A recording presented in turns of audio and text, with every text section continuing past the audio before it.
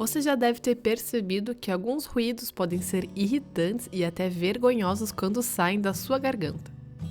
Eles são semelhantes aos ruídos produzidos pelo estômago. Esses sons estranhos vindos da garganta não pertencem a uma doença específica, mas estão intimamente relacionados com problemas na ingestão de alimentos.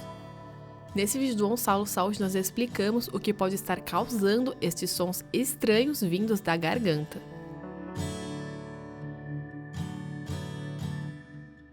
A disfagia refere-se a qualquer dificuldade em engolir.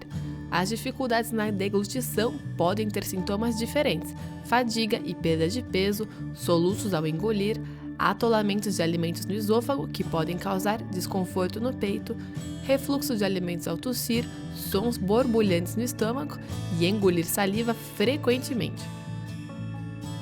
Além dos sons estranhos vindos da garganta, outra sensação muito comum ao engolir é a sensação de ter uma bolha embaixo da caixa torácica depois de comer. Isso é conhecido como hérnia hiatal. O diafragma é um tecido que separa o tórax do abdômen e, quando enfraquece, permite que parte do esôfago deslize para dentro da cavidade torácica através de uma abertura natural chamada hiato. Essa doença acontece quando esse músculo localizado no final do esôfago é fraco e permite que o conteúdo do estômago volte. Isso aumenta os ácidos do estômago e os sucos digestivos, causando o que conhecemos como azia.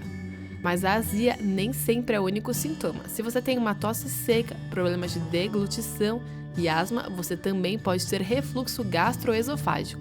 A DRGE também pode ser sofrida por qualquer pessoa, incluindo bebês e crianças.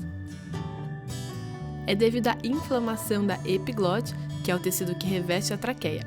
A epiglote permite que a traqueia se feche e os alimentos não possam ir para as vias aéreas. Essa doença ocorre especialmente em crianças entre 2 e 6 anos de idade, mas atualmente existe uma vacina, então a epiglote não é mais tão comum assim, mas pode ser fatal. Esse foi o vídeo do Onsalo Saúde. Se você gostou, não se esqueça de curtir, e se você tem alguma dúvida ou sugestão, é só deixar nos comentários. Para continuar aprendendo com a gente, se inscreva no canal do Onsalo Saúde e até o próximo vídeo.